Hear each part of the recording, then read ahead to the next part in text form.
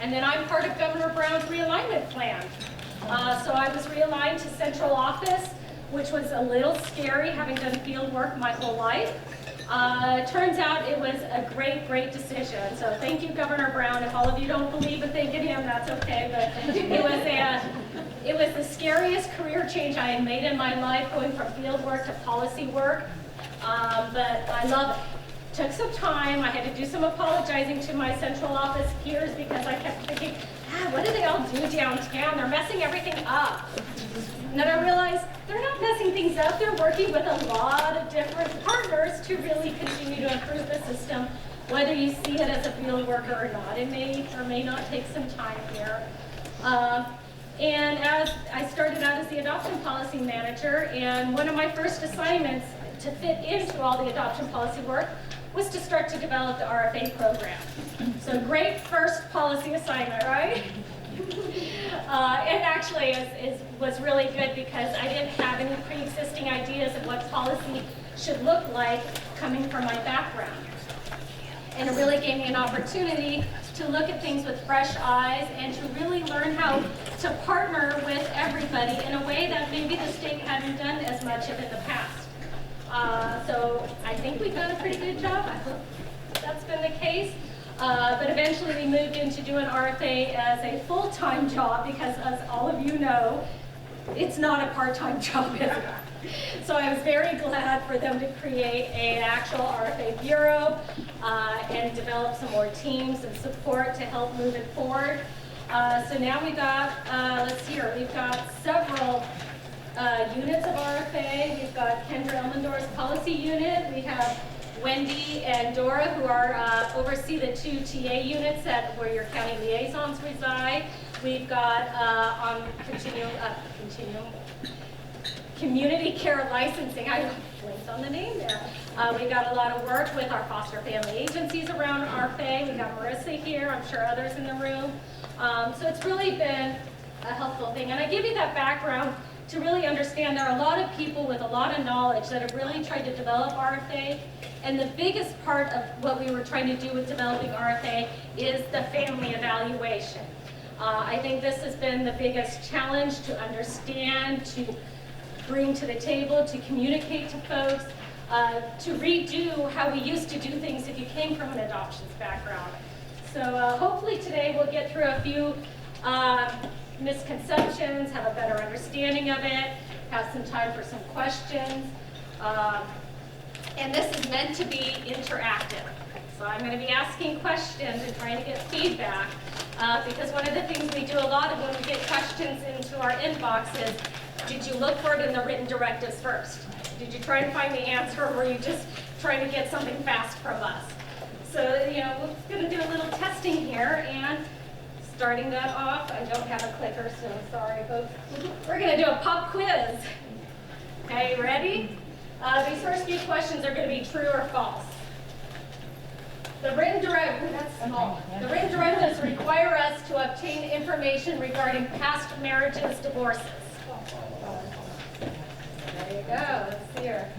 False. So the requirement to get all that marriage divorce information is a requirement in the adoptions world. And for those of you that are attending the adoption workshop tomorrow, you'll get more information about them. I'm realizing though my question is poorly worded. Yeah, the intent, that's one of our favorite words in policy, right? The intent of the question was the written directives require us to obtain verification regarding marriages and divorces. So let's substitute that word because that's where we continue to clarify policy, right? Okay, the family evaluation is a required report. True or false? Got mixed answers there, huh? False. This is why we're pop quizzing you all. The written report is the required report. The family evaluation, along with your home environment assessment, which includes background checks, the home health safety assessment, all that supporting documentation, and the family evaluation, which is a process, help inform the only required report for RFA. And that is the written report. And that's why I put this one up here.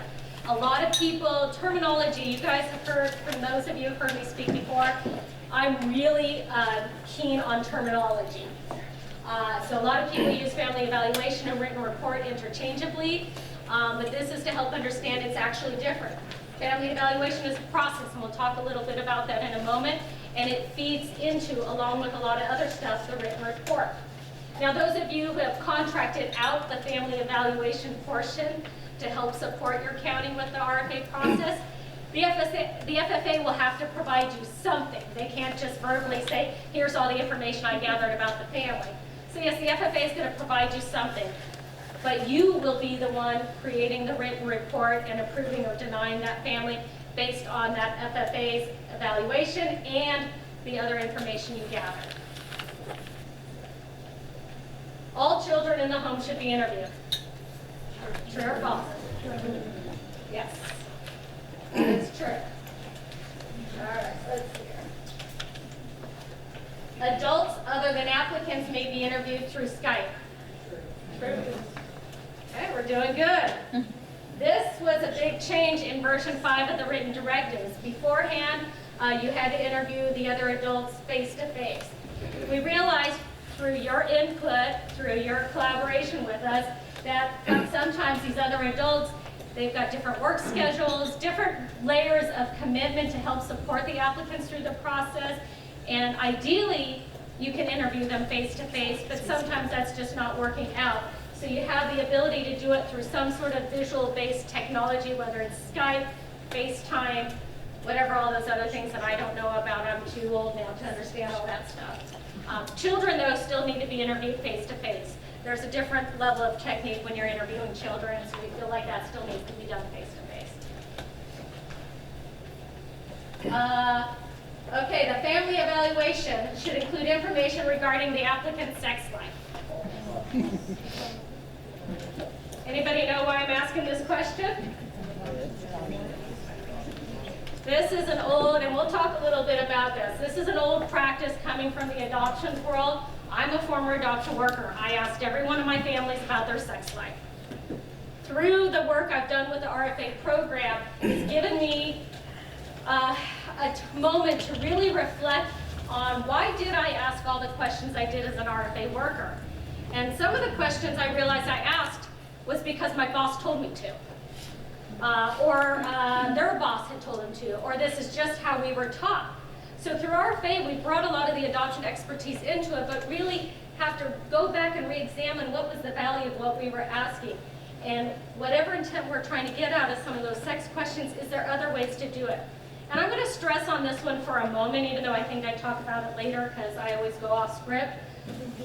I was at the Foster Parent Association conference last week. Did any of you guys get a chance to go? It was up here in Sacramento. They've asked me to come and speak. This was my 4th year speaking. They are a tough, tough crowd. Any of you who have worked with the association, they just cut to the chase, and they have been on me about this question for 4 years running. This is the biggest reason why you will see your existing caregivers drop out rather than convert. And they have told me this to my face. So we'll talk a little bit about that. As we're going through the conversion process, and even with our new families, really understanding what do I need to understand about this family right now? How important is this question? And I'm not going to say yes or no to asking the question. I'm asking you to examine internally what's the value to it. And especially when we look at our existing caregivers, this is the #1 reason, and multiple people come up and told me this as to why they refuse to convert over to RFA. And that's a big concern because, boy, they've got a lot of knowledge and experience there. More so than most of us in this room, because they are living with those kids 24/7. They see the trauma. They're the ones informing us about the trauma our kids are experiencing, right? So we do need that experience. We don't want to lose it. So I like to stress on that one. That question was asked very purposely. Okay, so this one's not true or false. We're going to throw out some things, and let's see, I'll have to figure out how we're going to do this. What does an existing caregiver need to complete to convert to RFA? There's 3 items that the caregiver needs to do. All right, can somebody name something? Free life scan? No, actually, that's a good one. Well, it depends. So the live scan, if at the point of time they're ready to adopt, they will need to live scan. But to just convert over and they're not moving towards an adoption at that moment, they do not need to. I'm sure that'll be talked a little bit tomorrow, Lori. We'll make sure we include it. Okay, yeah. But in terms of the conversion, and this is not to call anyone out because there's a lot of misunderstandings out there. What is something you think is needed?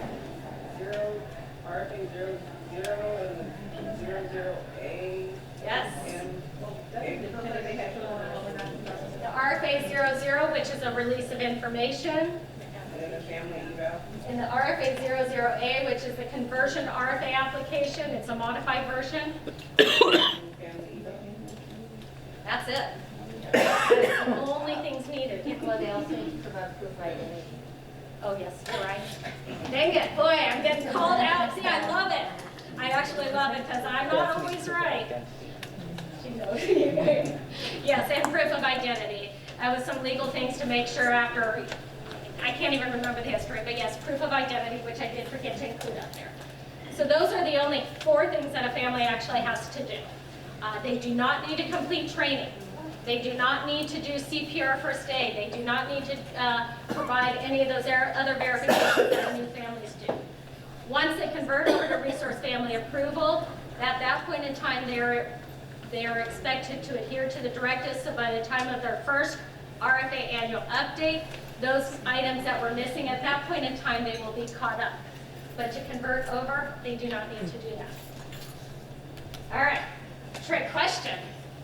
How many interviews are required of the converting family? We'll only talk about the applicants. Or I want to say the existing caregivers because they're already a approved family. Depends. Who said it depends? Ding, ding, ding. I wish I had candy like to be launching. I didn't think it through that far. It depends. That's exactly right. So there's 2 ACLs that talk about conversion, ACL 1716 and 1716E. The converting families do need to complete a family evaluation, and that does say a minimum of 2 interviews. However, if those families had a home inspection, a visit, something of that nature as part of their license relative approval status from 2016 on, and there's documentation of that, that can be used as one of the required interviews. So it's already done, right? So then you just need 1 interview after that with each caregiver to obtain whatever was missing, whatever information you don't already have about the family. So you don't need to go through your full tool you're using for new applicants because you probably already have a lot of this information about your existing caregiver already. So they don't need, we shouldn't have to have them repeat themselves of information we already have. That interview should be to obtain any additional missing information we don't have. And these are minimums. If you do still need to do 2, you still need to do 2. But there's the answer with that one. All right, so purpose of the family evaluation. What do you guys think the purpose of the evaluation is? You want to turn people down here? Shout out a couple ideas. What do you think is the purpose? Did you have your hand raised? Oh, no, Colby, sorry. Nope, no problem. Stability. Stability? Yeah, okay. Like that. I think it, Assessment of the family's ability to provide for the children's needs. okay. We get that assessment And of whether or the not they need more family's training. ability to provide for the children. Their story. Like their life, like how they grew up. Their story.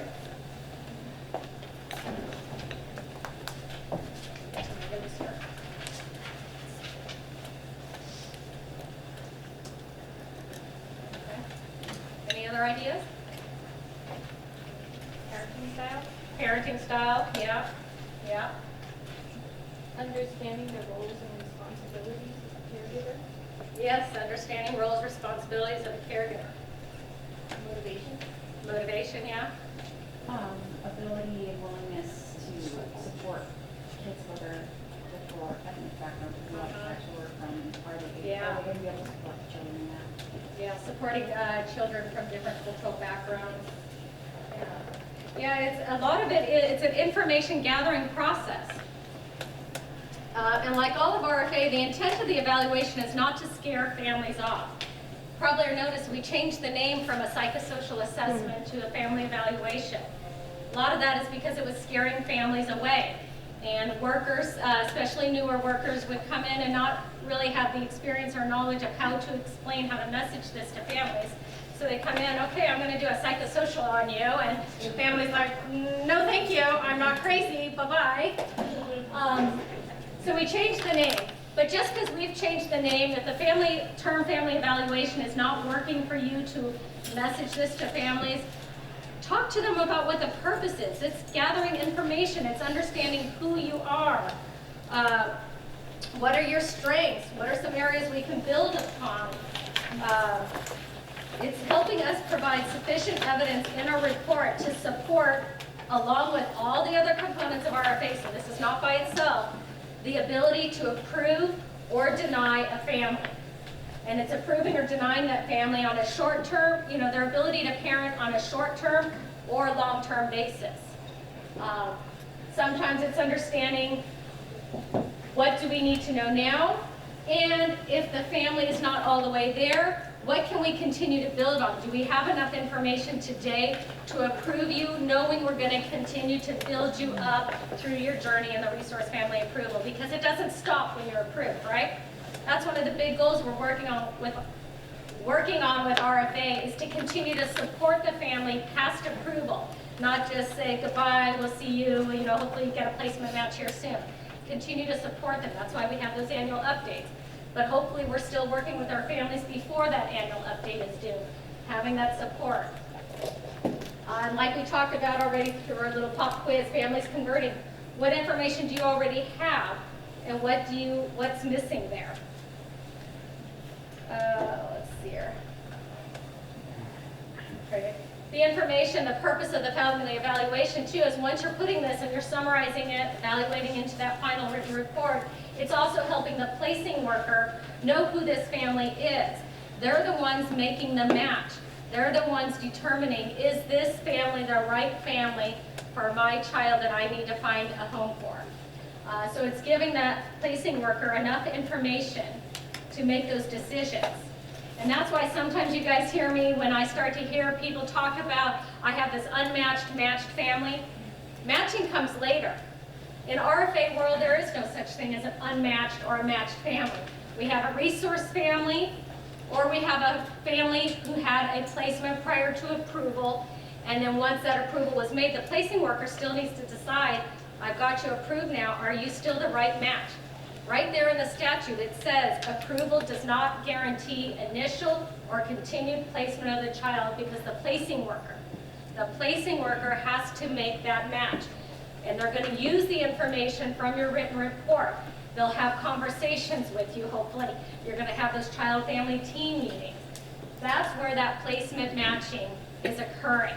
So if you sometimes hear me correcting the, unmatched versus matched, that's why I'm doing it. I know it's kind of a simple way to refer to our community families versus our relative families, but it's some of that cultural change that we're trying really hard to help folks understand why we're not doing things the old way anymore. While we're gathering the information too, it's really important to understand, why are you asking these questions? Just like the sex question. Why were you asking the sex question? Not asking you guys to answer that. We could go down a whole different road here we don't want to go down. But understanding what is the purpose to the question, and allowing the family, giving the family the ability to ask you, why do you need to know this? The family should have the right to question anything you're asking. How does this help you determine my ability to parent a child? You should know that answer if they ask you. They have that, and just so you guys don't get mad at me or mad at a family later, I have told the Foster Parent Association workshops, they can ask. There needs to be openness, transparency when working with families. And we need to make sure they are treated as a partner through this process, because we're getting some pretty personal, sensitive information. So they need to be respected and have that right to ask that stuff. Part of that respect, though, too, is looking at the information in your file before you're doing your interview. A lot of times you're going out there, and I was guilty of this once upon a time, too. It's like, okay, what's your date of birth, and where do you work? I mean, all this information that's already on the application. Use your interview time wisely. use it efficiently. I mean, one of the biggest challenges is to complete the RFA process in a streamlined, efficient manner. Part of what you can do to help yourself is really understanding what is in your file. What do you know about this family already? Highlight them. Maybe you need some follow-up clarifying information. So, preparing yourself before that first interview. And every question you ask should really be helping you lead to your ability to determine, can this family be approved or denied? So it's gathering a story. But a lot of times when authors are gathering information, doing research for a book, that also doesn't mean all of that goes into the book, right? It's getting the information to know what direction you're going to go, where you need more information, and how to summarize and evaluate that along with your supporting documentation, along with your background checks to make those final decisions. And that kind of goes along with, we have a lot of questionnaires that we use typically when we're interviewing a family, which is great. It helps you kind of keep on track, but making sure that we're not so tied to that questionnaire that we forget to go where the family leads you. We've got topics we need to cover. We'll talk about that in a moment, but having that flexibility to go where the family is taking you. I've got my question, okay, has there ever been any sexual abuse in your history? Person breaks down crying and why, yes, there is. Next question, okay, what about physical? No. We need to kind of track that a little bit more. There's some more information we may need to ask there. So really, go where they're leading you. Tricky part, we'll talk about this in this moment, though, is not to be their therapist either, right? All right, so we'll kind of backtrack here a little bit. That's a lot about the purpose here.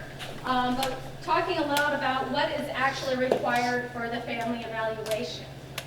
These are minimum standards that we'll talk about here for a moment. How many interviews? We already, I think, touched this. Now we're going to pretend this is for new families. We already talked about the conversion. But minimum of 2 interviews with each applicant, right? What's that? 2 interviews with each applicant. One of those interviews needs to be an individual interview. So each person will have an individual interview. And if it is a 2-person applicant, it has to be a joint interview too. And this is where sometimes people get a little mixed up.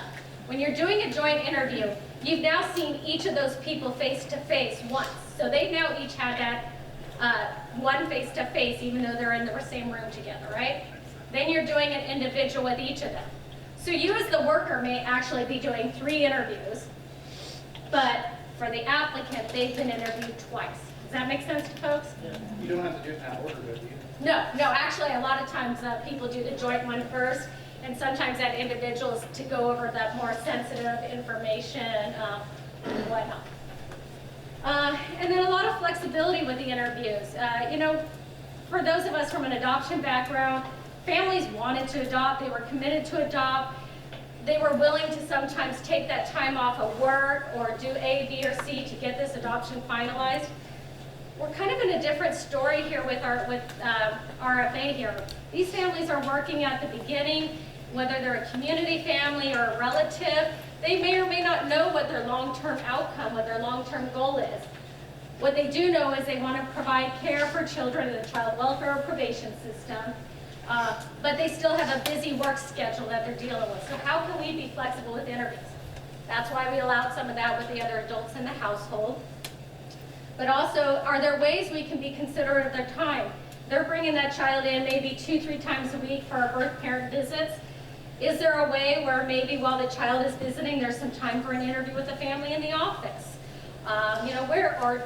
Before, after a CFT meeting, not during, please not during. CFT has a different purpose, very important purpose. But where can we provide some flexibility if the family is struggling to sit down and work with you and have a formal interview in the home? When you look at the directives, it only requires 1 interview to be held in the home.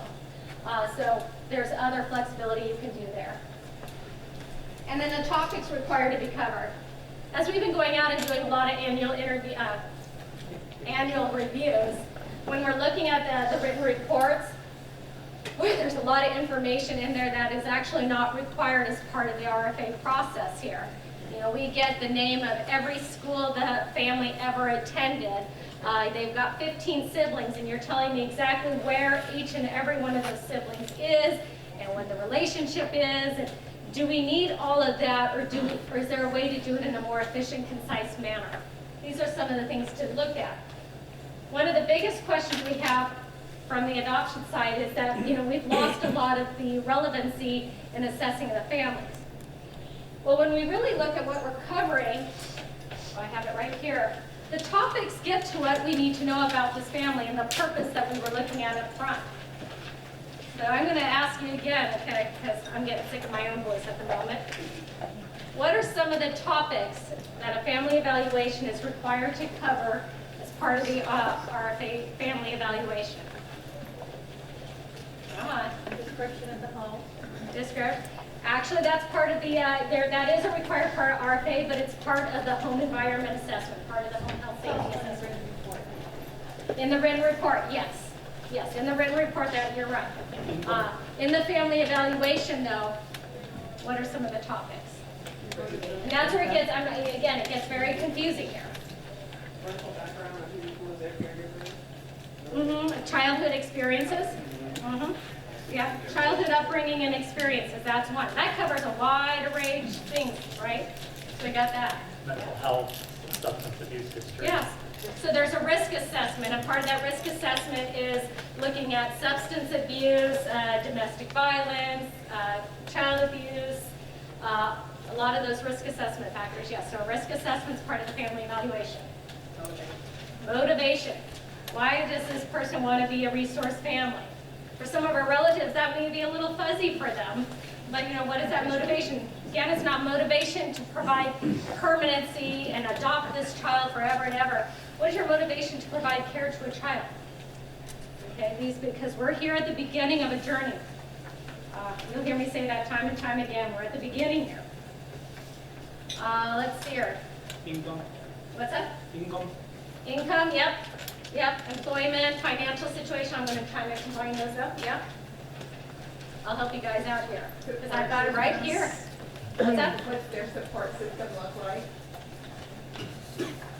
Doesn't get that specific. Oh, it does. However, parenting experiences, practices, discipline methods, that could fall under there. I'm making sure I'm correct there, just in case if I'm seeing if it actually says support system before I say go there. What about current relationship status? Not necessarily. What's that? The current relationship status? I know it's on the. Current relationships, yes. Current relationships. And then when I talk about parenting experiences, practices, discipline methods, discussion of any background check results. So we know that they already did part of that as the home environment assessment. But that doesn't mean you're going to stop the conversation. You've got an exemption granted, great. Let's talk about all this information, how that impacts you. Knowledge or ability to demonstrate an understanding, and there's a whole list of things. So pretty much any of the okay, that's the one I was looking for. Adult experiences and personal characteristics. That might go where like a support system would be used. So there's a lot of things that we think are in the directives that probably were in adoption regulations, but we've generalized it more because the need of what we're looking at is slightly different. And the time period we're doing this is different because we're continually building up the family. We're going to continue to work with them and support them. Because our goal is to approve family. We're not going to be able to approve all families, but we should walk into every family's house with that expectation of, I want to approve you and I'm going to work with you to get you to that point. Please don't do it automatically though, because there are families we know this isn't the right path for them. All right. So a lot of where our families are going to work with us, cooperate with us, or bail on us is going to come down to how do we explain this process to them. And it really comes down to how do we explain it to a new family who's a community family and they saw this beautiful ad on TV and they're all excited. Maybe you had Dr. Goodman come in and Denise, she got you going on some great recruitment strategies. So you got these families gung-ho. Or this new applicant has come in because they got that 3 a.m. call and they're desperate for their grandson or granddaughter to return home. You know, how we're going to talk about this is going to be very different depending on the audience. And really, again, I talked a little bit about this with respecting the existing caregivers. They're very, very concerned about conversion. And I don't know, some of you have started work on conversion in your counties. I've talked to a few of you that have, and these are some of the experiences you're having. So how do we make sure they know that we do respect you? We do want you to continue on. We need you. So learning how to talk about this with them. Another thing we've talked that I've heard a lot through talking with folks, again, kind of with that matched, unmatched viewpoint, is approving families for specific children. And I wanted to touch on that a little bit, that when we're talking about the family evaluation, explaining it to caregivers, whether you're a relative or not a relative, you're coming in to be approved as a resource family. You're not coming in to be approved for a specific child, even if that family is only interested in a specific child. That's okay. But child-specific approval actually means when you're doing that, you're saying there are concerns with this family that negates me being able to do a general resource family approval with you. And when you look in the written directives, there's a whole section about this. And I've seen this in many, many places, which is why I'm talking about it. This is a very different take from how we used to do things in the relative approval, adoption world, even licensing world. Child-specific approval, the way it is in RFA world, means that this family has completed all of the standards we've set forth, but some of these standards we have concerns about. However, we're still going to approve you even with these concerns because the relationship you have with this child is so significant, it outweighs the concerns. So when you're looking at your family evaluation, which then lends into the written report, if you're approving that family for a specific child, not calling you out because I've seen it happen in every single county, you're actually hurting that family if you're saying, I approve you for Susie, instead of saying, I approve you as a resource family with a capacity of 1. It's a lot easier to update and change the capacity than to go back and explain why you're changing a child specific to a general approval if another sibling comes into the picture. Or, as every single county has told me that I've talked to, you end up with these really experienced relatives that want to continue caring for children. If you did a child-specific approval, you've limited your recruitment and retention abilities to continue that process on for that relative. You put all that time and resource in, and now you're trapped with them only caring for this child, and the family's saying, hey, I want to care for other children. So if this is news to you, please go back. I think it's in section 607. I used to be able to rattle it off like that. There is stuff about that, about child-specific approval in the written directives. Well, I have a bit of an issue with what you just said with the relative caregivers. And most of the time it is child-specific. So for instance, we're not doing the 0 to 18 because they may not have a crib available. I don't know what a 218 is. 0 to 18. 0.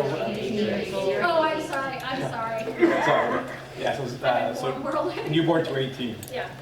And so, for instance, if you do that approval, they would need to have a crib available in order, but they have no intent on caring for a 1-year-old. And so, for instance, they may not want to move the sewing room to convert it to a baby's room or what have you.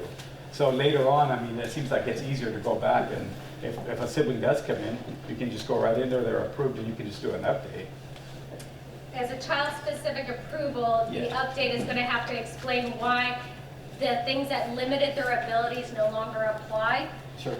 So when you look at the directives, there's a lot of extra documentation that goes into a child-specific approval. And I couldn't talk about this on this slide, because it comes down to how do we talk to our families about it, because the relatives are going to come in and say, I only want to care for Susie. It's how we're talking to them. I mean, when they would go through a licensing process, you didn't get licensed for Susie, right? Okay, we're going through this licensing process, and you'll get this foster care license, and you can care for Susie at that point. how do we talk to our families? It's the messaging that occurs. Yes, we know this is the child that you're interested in.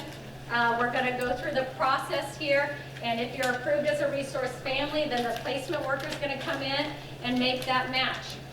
At that point in time, there's more placement agreements that may occur, the funding may change, all the LOC stuff then starts kicking in.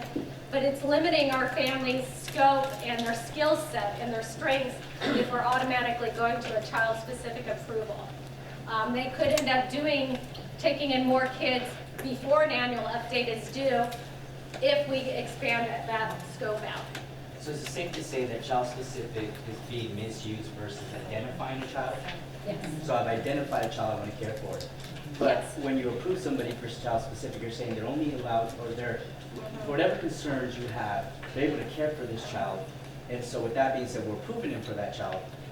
But we're misusing the word as versus identifying I like that, versus, yes. versus Exactly. child-specific. A lot of it came to be that, the standards were thus. And the example when we were developing this policy was sometimes around health issues. Maybe this 14, 15-year-old had lived on and off with grandma for years, and they had a really good relationship. The kid kept running away from other placements, but grandma is key. But grandma has pretty significant diabetes and needs help with her insulin shots. And her health is pretty poor as a result of the diabetes in terms of, I don't know diabetes well enough, but she's got other symptoms that are coming about. That could be a challenge in terms of approving her as a resource family. However, she met the standards by completing the health requirements, and we're saying that relationship with this 14-year-old is significant enough, we're going to go ahead and do a child-specific approval. But we're not going to put a random child. There's not going to be that placement match because these concerns are valid. If a cure comes for diabetes and she comes in and gets that cure, wouldn't that be great? And that's no longer a concern, then we could look at updating her approval to a general resource family approval. But really, again, messaging it out to families, because they don't, especially our new families, they don't know anything different. You've identified that you want to take in Susie. Great, here are the steps to take to be approved as a resource family. One of them is a family evaluation, so we understand what your skill set is, what your supports are, how we continue to build on your support system to provide awesome, amazing care to Susie and meet Susie's needs. Get all my notes there. All right, but sometimes our families have some concerns, right? Probably a lot of us, if we went through the process, the worker would be like, yeah, we need to go down this road a little bit further. Again, I'm going to keep stressing because the family evaluation feeds into the written report. So when concerns are arising, you're getting that through the information gathering stage, through the family evaluation. How you're going to write that up in the written report is going to be really key to how you gather the information. And I may have a lot of legal in the room. I see a few of them that, please feel free to speak up if you feel like I'm saying anything not in line with legal here. But when you're coming up across some concerns, be transparent with the families. The first time they know that there's a concern with them should not be when you finished your written report that's denying them and they're going, wait a minute, I didn't know you were worried about this. Transparency, honesty, it's building that rapport, that trust, that respect with the families. And the goal with any concern that comes up is to work through it, is to mitigate it, to help find the resolution to it. May not be successful in all cases, but we should always go into that with that being our goal. So when the concerns are coming up, how are you documenting what is the concern? We want to be very factual with what you see, what you've observed, or what you're told. You don't want to document, oh, I have a gut feeling here. Legal's going to go, we don't like gut feelings, right? No. There we go. We like gut feelings. Follow your gut, follow your instincts, but give us the evidence that There you supports go. that. Exactly. Look I at mean, the trust your gut. Yes, you're right, Corey. Trust your gut, but don't write about your gut in the written report because that's not going to get you very far. Right. They want to know why you had that gut feeling. So I'm kind of using depression here as an example. So, okay, I went into the family's home and the applicant spoke in a monotone voice. There was no inflection. She stated she had difficulty getting out of bed. When I walked through the house, there were several dirty dishes that had been piling up in the sink. Countertops are full of dried food. Quotes. Quotes are good. If you're getting some of this information from family, write down the quotes. Yeah? Yeah, so we want to Quote really what look they at said, but not what you said. Yeah. What's that? Quote what they told you, but don't put what you asked them in quotes. Yeah. So we really want to look at the quotes there. I mean, using quotes where we can.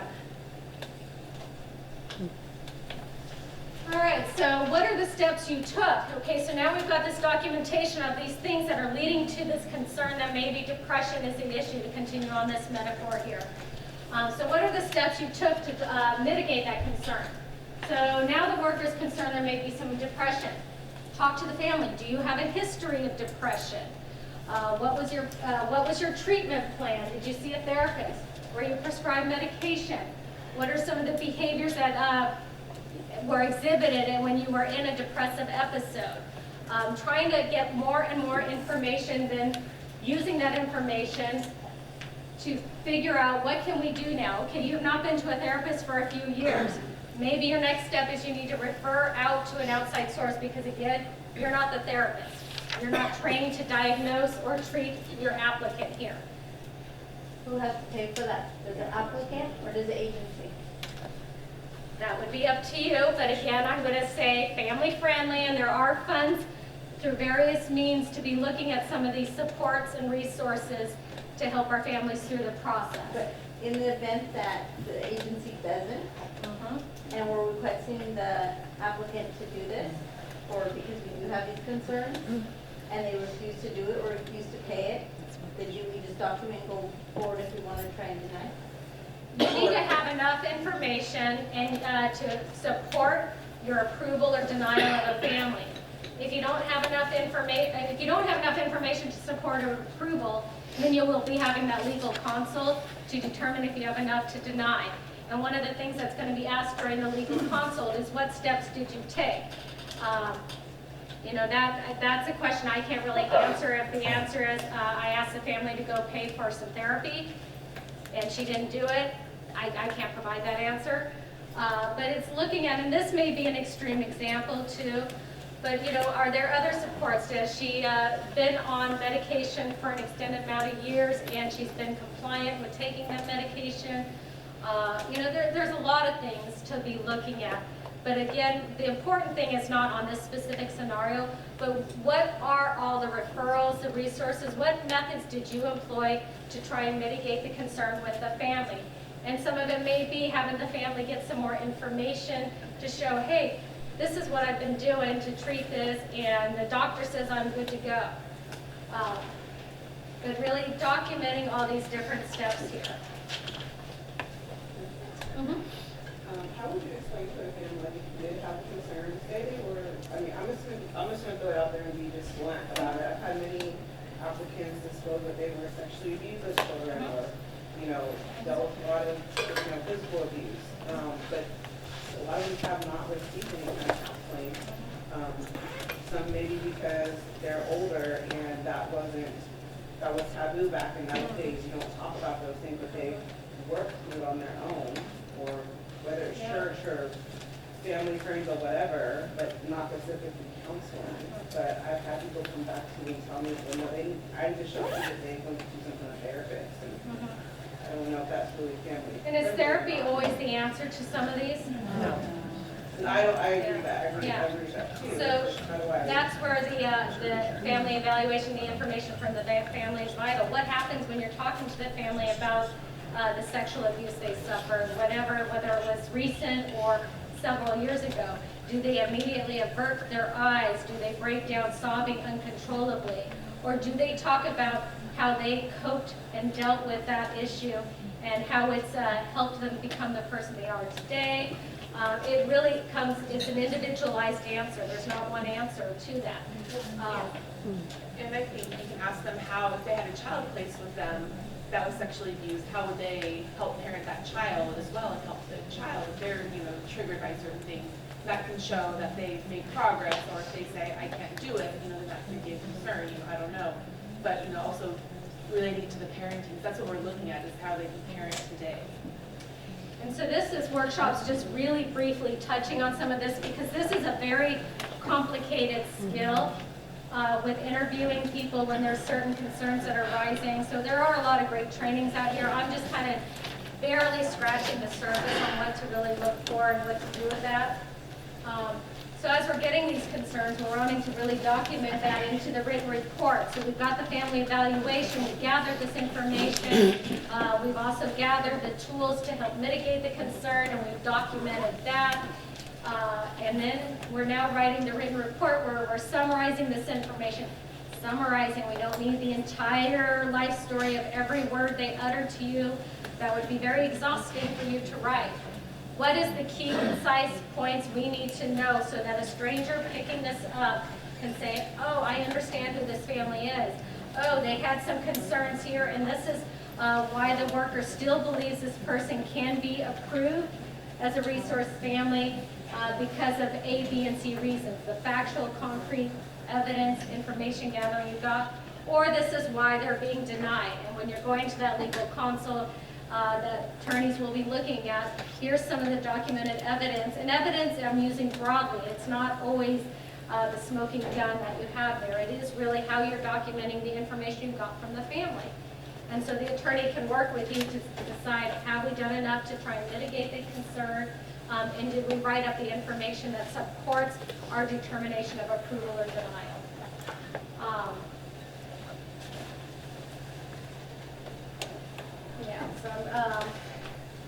Yeah, we've got that there. Sorry, I was trying to make some of my handwritten notes, and those that have worked with me know I have a terrible time reading my own notes. That's why I don't ever take notes. Are we doing on time? I'm not going to great for you. Wow. I've never done that fast. Sheesh. Okay. So a lot of this, I'm going to kind of backtrack a little bit, and then we can open it up to some questions here.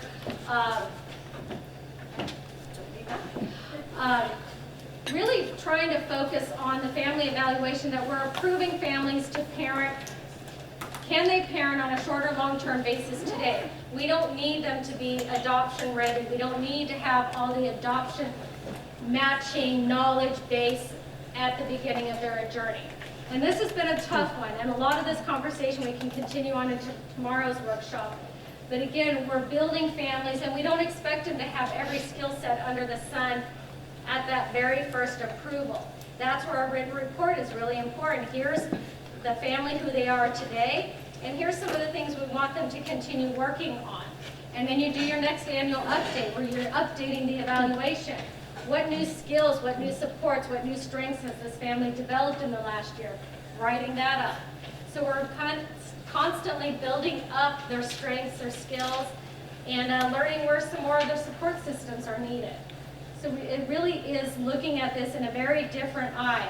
We're taking the adoption world and we scrambled it all up because we're now at the beginning of the journey. I keep saying that over and over again, but we really are approving as a resource family, and if and when that family chooses to adopt, then they will move to the next stage, which will be talked about more tomorrow, about what are the additional things that need to be done to support this adoption. Okay, so it's been a really tough one. And for those that are not as experienced in interviewing families, maybe your background's more licensing, maybe your background is in the relative approval world, where that placement and approving kind of went hand in hand. Learning the difference between writing a biography of a family and really evaluating the family. So it's learning how to take what we have here in our head and put it down on paper. Any questions about this? I'm just shocked. I've never been really short on time here. Yes? Wondering where we're headed with Grid Directive version 6.0. Also wants the ACL on what to do for adoption part of it. Maybe I'll have to come back tomorrow for some of the answers.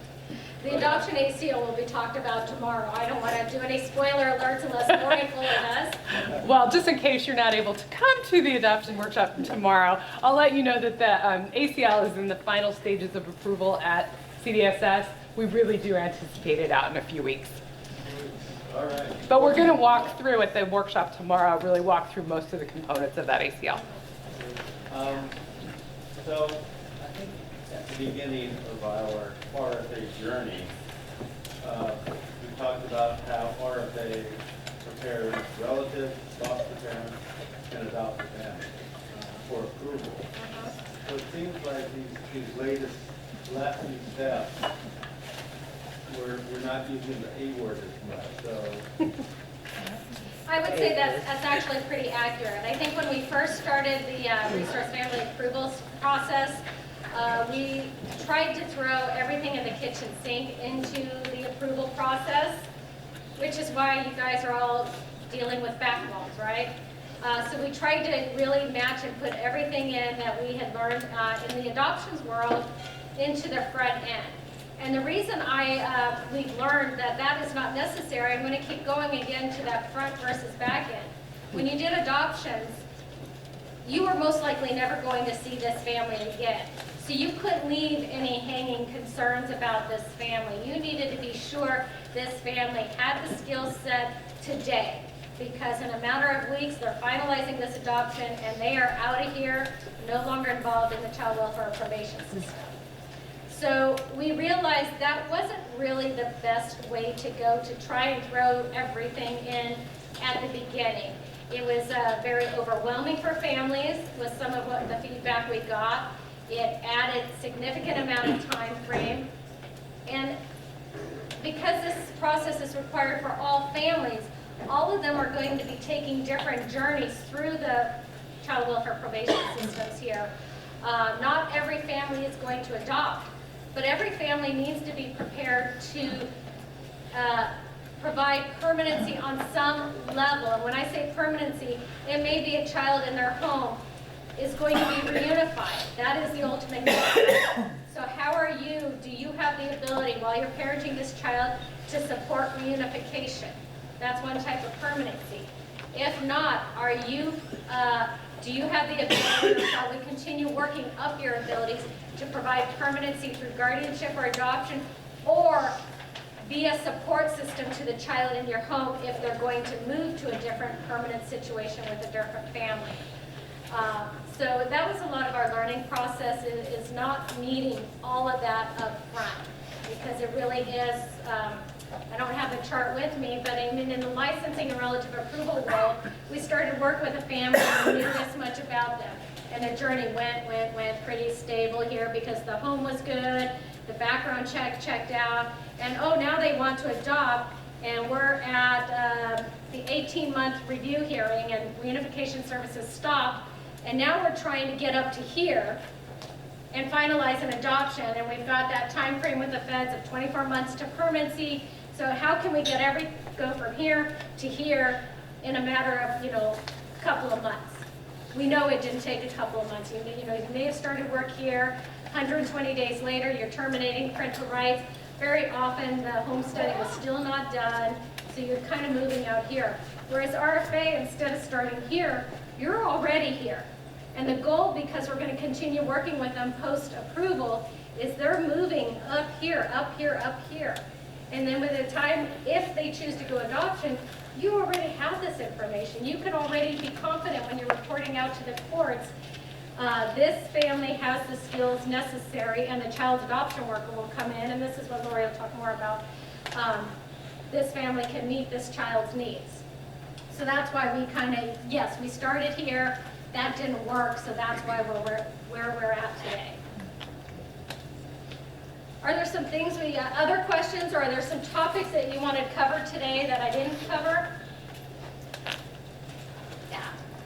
You mentioned something about training to acquire the necessary skills to do the family evaluation interviews, because it is very tricky, and we need to be able to be very succinct, but at the same time, go where the family is, right? And oftentimes, well, we have a lot of workers who are previous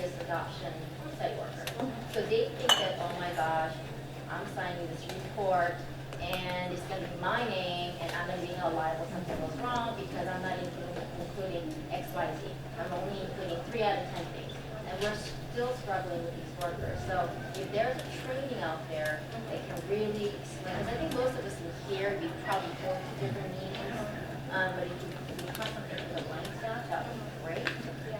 And I know there was one that was provided, and some of the people did go, and The feedback was mixed on it. The feedback was mixed on it. And we're revising the curriculum based off a lot of the feedback. The training she's talking about was put on through Seneca and Lilyfoot Children's Services.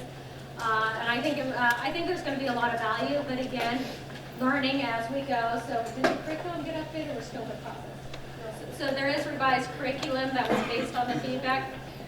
I think the hardest thing, in some ways, I think the adoption workers are struggling more than the other workers, because it is taking that knowledge, but relearning it in a different way. And I've tried to find a lot of different scenarios to really understand it. I've tried to think about when we went through, in adoption world, you're required to have a master's in social work. So when we went through our grad school, we learned a lot about interviewing. We learned a lot about doing a biopsychosocial assessment. Those interview skills weren't focused on how to do an adoption, because in grad school you're learning to diagnose somebody and develop a treatment plan, how to do crisis intervention, how to do A, B, C. So it's kind of going back and using those skills and refocusing on what does the directive say we need to understand about this family. And that's why I'm trying to use the word adoption a little less, because people are getting really hung up on it. There's still a lot of adoption-specific work that does need to be done with a family to prepare them in an adoption world. RFA is not an adoption world. This is the first step. This is the baseline. We're approving you to parent a child on a short or long-term basis. That doesn't mean that you're ready, good to go, because all that placement matching hasn't been done yet. All these other factors, which Lori will talk about tomorrow. So I think in some ways it's taking that expertise, and that's what RFA all is. Taking the expertise that we all have, but shifting it and scrambling it up a little bit and creating something new. I think a lot of people have been trying to take that round hole and fit the square peg, or whatever that saying is, and that's not working. So we're butting heads and we're getting frustrated, instead of, let's just sit down and talk with the family. Let's get to know them. What's your daily life look like? What are some of your coping strategies when you get mad at your spouse? In your childhood, so your parents got divorced. What was that experience like? And if you're getting some of these experiences, you're getting a sense of who they are and what some of their potential triggers are. And can we work through those triggers? It's not making you adoption ready yet, because you still need to be matched within a child to determine what adoption skills do you need for this specific child. And again, I'm touching on some of this stuff from tomorrow, but I think that's where a lot of the challenge is here. And then the challenge on the licensing relative approval world is looking at a family in a little bit of a different way. I think there are a lot of concrete answers when you work with a family, and the answer was, and if I'm misspeaking anybody, please let me know, because this is not my world, but you pretty much had a clear-cut answer of, yes, this family can be licensed, or no, they couldn't. So there really wasn't as much gray. And I think that's some of the struggle from that end, is understanding why we needed to make sure that the home's water temperature was at a safe level, but now we don't necessarily have an exact range here. So how do you work with that? And really individualizing it to each family's unique situations, instead of a cookie cutter template of what a home should look like. And then also learning how to take the information we have as a licensing worker and learning how to evaluate what does this information actually mean. So I think it's some of those challenges and that own philosophical, cultural change that we all struggling with. It's rocking everybody's world, for lack of a better word there. Does that help? Yes, so are you going to be rolling out the new curriculum training soon, or? It sounds like it already is, and I think training, do you want to touch on? There's going to be like the 101, which was offered before with some revisions, and then there's going to be like a 201, like a more advanced for workers who have been doing the work longer and want more of that clinical kind of hands-on how to write the report, because the one-on-one is really a basic training, and I think that's what some of the misconception was about it, that it was really an introductory training for like newer workers, not seasoned experienced workers. I mean, another feedback that we got was that they didn't feel really, like the presenters, the trainers understood what our staff needed because they were all FFA workers. So if you could have maybe even state or another county person joining with the training, with maybe FFA or Seneca a little bit, I think that might be better received as well. Yeah. Yeah, we Because, I can mean, take that back in. yeah, I did go to one of the trainings and I did realize they were talking about FFA process. And so I have to explain that to them. So they may not know it's not exactly the same as the county process. That's good feedback. Yeah, we can definitely do with that. Yeah. Any areas something you didn't get out of till? Yeah. Yeah, I'm not sure how to articulate this exactly, but my mind keeps going back to the discussion about the risk assessment. Uh-huh. And I really appreciate that we're not operating in the capacity as therapists. Mm-hmm. But to what extent can we make suggestions as a means of mitigating a challenge or a concern that perhaps the family shares with us or we just have? And to what extent then, I think I know the answer to that, but to what extent can we make not just a recommendation but a requirement? For example, I'm working with a family. The gentleman is recently sober, pretty recent. He says the thing that's keeping him sober is X, Y, and Z. He would like to continue with X, Y, and Z. I would like to do more than like that. I would like to recommend, I'd like to require that. Is that within my purview? Can I do that? If you can provide some sufficient reasons as to what the concern is with this recent time frame of sobriety. I mean, again, I like to throw an extreme. Sometimes it's easier. You've been sober a month. And statistically, we know relapses are very high. And here are the behaviors that occurred when you were drinking. And then the research and evidence indicates that people need to focus on their sobriety for this length of time before they make changes in their life. You know, sometimes you may have to do a little bit of research. So for us to move forward with your ability to be approved as a resource family, these are some of the things we need to obtain to ensure that you're at a place that we can approve you. So there is the ability to require additional activities for a family to complete. The written directives does have that. And if they don't complete it, that could be a reason, again, could, because you're going to want to have that legal consult, be a reason to deny the family.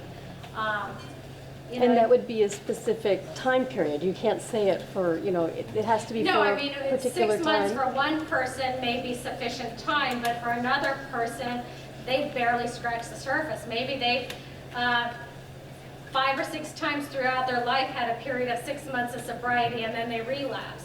Versus this other person, they've been 20 years clean and they had one relapse 6 months ago. Right.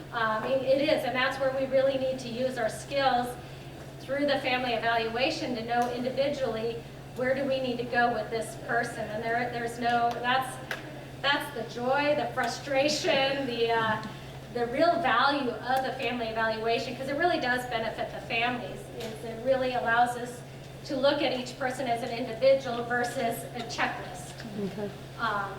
So I don't have a perfect answer for you, but there is the family evaluation is complicated, and that's why we do have the legal consult. We do have our county liaisons, we have the RFA policy. We have each other. We know that a lot of counties are collaborating, teaming with each other. That's fantastic. I mean, this is your program. We want to see that. Sometimes some people have brought in through, I don't know how the funding all works, but sometimes they may have consulting meetings where maybe people are bringing a complicated case to a team of people and working through it together. You know, here are my concerns with this family. You know, what do you guys recommend? Or maybe you're bringing in an outside consultant who has some experience with this to help advise. So there's a lot of avenues to look at some of these more complicated cases. But I really strongly encourage looking at a teaming approach with some of those. Great. I know my own experiences within adoptions when I was looking at a family and I had concerns.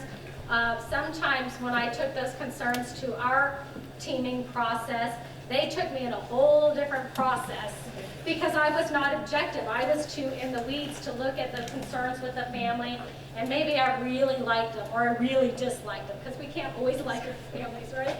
So but taking that outside source and working with the team made sure my own biases were eliminated so that I could best serve that family. Thank you. Wish I could give you a clean answer, but RFA is not always going to be clean. We don't want it to be either. You first, and you? Okay. Thanks. So if you're a contractor doing a written family evaluation for a county, and it's a conversion, sometimes you might not know whether there have been previous interviews with the family. And I don't know if on the forms or whatever, there could be some kind of indication from the county, this family's already had one interview, just. That would be a great idea through the contracting process with that specific county to look at for the conversion process. So if a contractor is working with converting families, to build that into maybe your referral, the county's referral form. So that's something that could definitely occur between the county and the FFA, yeah. Yeah, because when you say, we don't want to keep asking the same question over and over, if you come in as a contractor and you're just doing a family evaluation, you don't know what the county worker has done. So as the county, when you're making that referral for this family evaluation for a converted family, I know there's a lot of information that's sometimes provided as part of the referral. That may be something the county and FFA look at as a requirement of part of the referral. But I can't step in and say, do this, do that, because that's a county decision. But part of that could be, hey, we did a home inspection visit on 4/18/17, and here's the information we already have. Or here's the information we're missing. Maybe that's even the better. We already have this information. Here are the areas we're missing. So yeah, okay, thank you.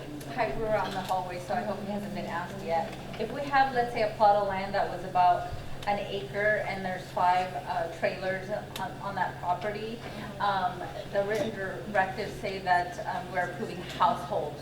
Do we have to interview every single other adult on that property for the family evaluation? That's a good so I mean, when we're talking about the home, now, if those people on those other properties on the land are just coming and going into the primary residence, yeah, we would need to interview them. But if they're completely separated out, and I'm confirming because I don't always have the details, if they're completely separated out and they're not a part of the family per se, then no, you wouldn't need to. But if they are part of the family and they're constantly coming and going into the primary residence, yeah, and they would need to do live scans. So even if it's the same address, there's not like trailer A, B, and C, and there's no fences that separate the household? The time, sorry. I set myself a reminder because sometimes I really go off target. So I was saying, so if it's one address, there's no trailer A, B, C, D, E, and there's no fences that separate the households. So there could be a lot of nuances to that, so that's a pretty case-specific thing that maybe we could talk a little bit more offline. They know the details better than I do. Oh, you have? Yeah, I mean, I was just going to say that there's not going to be a one-size-fits-all.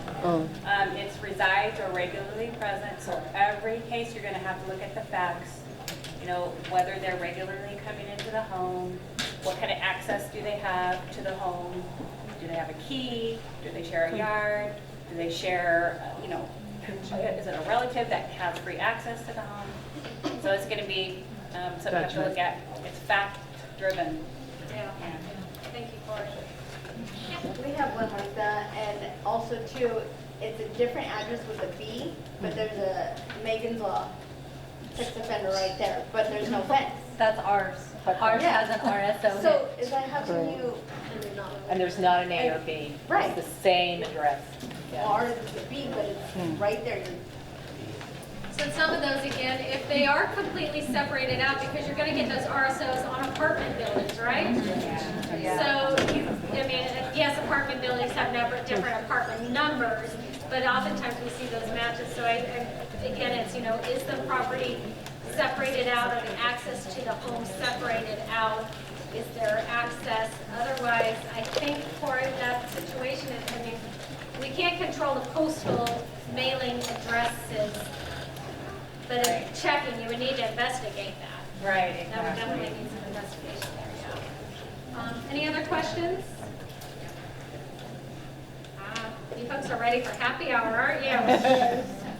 All right, well, we'll stick around. I hope you got what you needed. Again, make sure if you're getting